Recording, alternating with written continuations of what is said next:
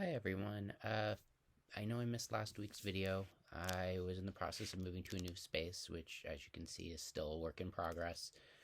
I am going to talk this week about a couple of books about growing up uh, queer in, well, not quite a modern world, but from artists who grew up around the same time I did, and their experiences growing up as something other than hetero. Uh, the books I'm going to be talking about are Flamer. Um, this one hit pretty close to home. It's a gay young man and his experiences at scout camp one summer. And Genderqueer. This one's a little more complicated. Somebody who is born female and they go through a lot of different changes in questioning their identity. It's a little complicated to explain. You pretty much have to read it, get through it.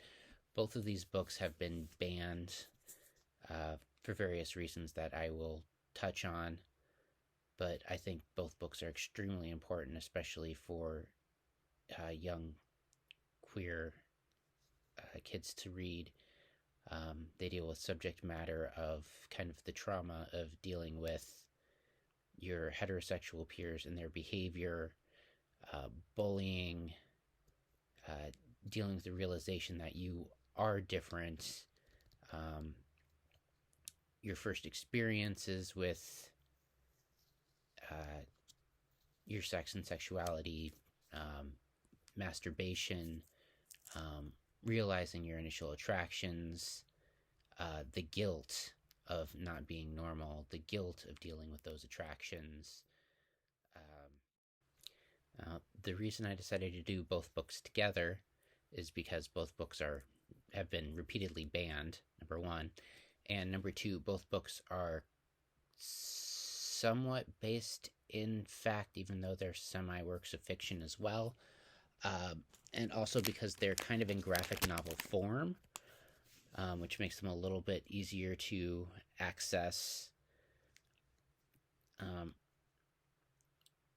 though the author of Flamer doesn't really go into why they went in graphic novel form, the author of Genderqueer does so because they decided to go into an art class on making comic books, and this was a form of self expression for them. And they also struggled with reading as a young child, and this makes their experience more accessible to more people, which is something that I found somewhat inspiring. So, touching on Genderqueer first, it touches on themes of body dysmorphia, the kind of trauma of dealing with your first period, going from private education to a public school system, your first gyno appointment, which I know can be traumatic for a lot of girls, dealing with your first love when you're not really sure where you stand on your sexuality.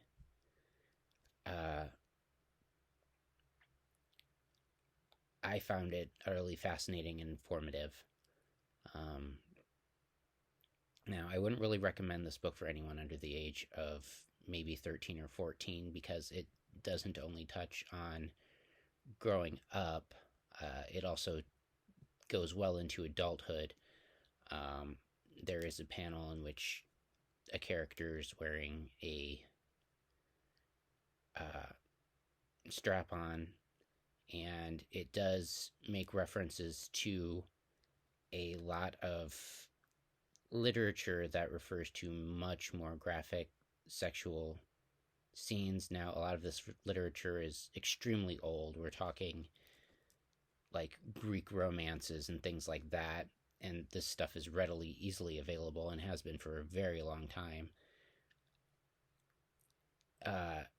And I mean, I read it well before I was in high school, but most kids aren't going to have any idea what it is, uh, probably up until they read this book, because let's be honest, our education system didn't touch on any of it. I found it on my own.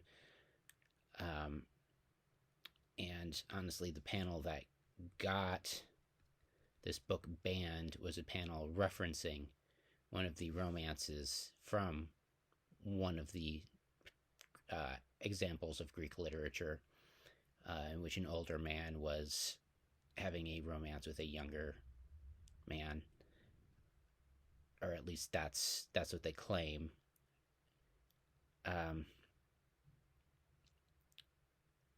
But the journey from being a young child going all the way up to being an adult and discovering oneself and the thought processes that the author went through, it's all just extremely inspiring, and I very much recommend it be something that's read for teens or adults that have ever struggled with their gender or their sexuality. It's a very good book. Touching on Flamer next, this one is about a young boy who discovers his first same-sex crush while at a Boy Scout camp over the summer. It's fairly tame compared to the previous book. He has his first same-sex dream, and it very much throws him for a loop. He does not know how to react to this. He's very confused. There's a good amount of bullying in this. There's a good amount of the word... Well, I could probably get banned from YouTube for saying it, but we all know the F word that's used in circles to denounce homosexuals throughout by his other male peers. Probably the most disturbing parts of it are where he discovers his father's porn and learns how to masturbate. It doesn't actually show anything.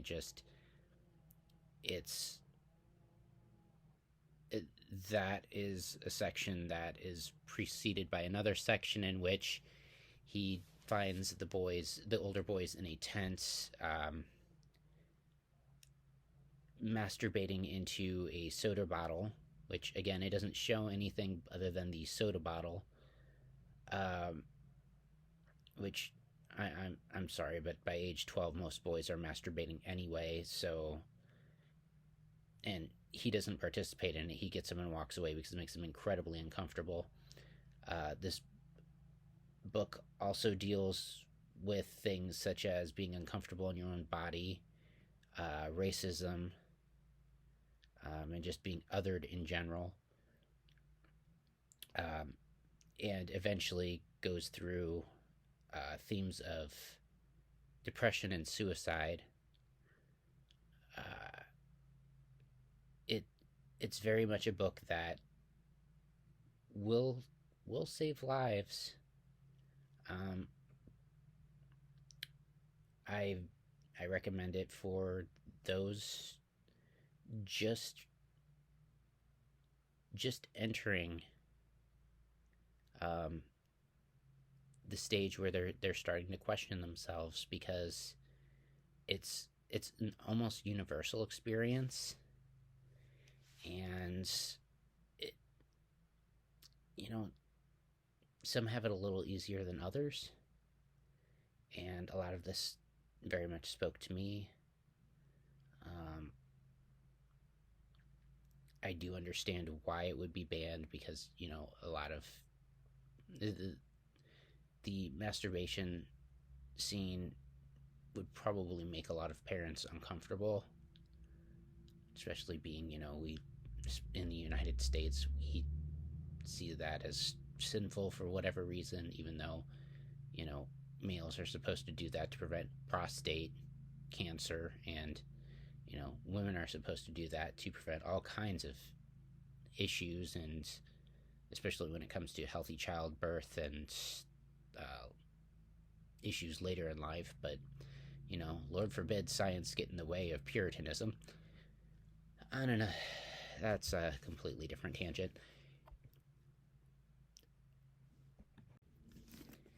In conclusion, Genderqueer and Flamer, 2 books for, I'd say, late middle school, early high school, graphic novel form. They are good books to read for those queer and questioning. I think Flamer will deal with, or will help very much speak to a young male experience.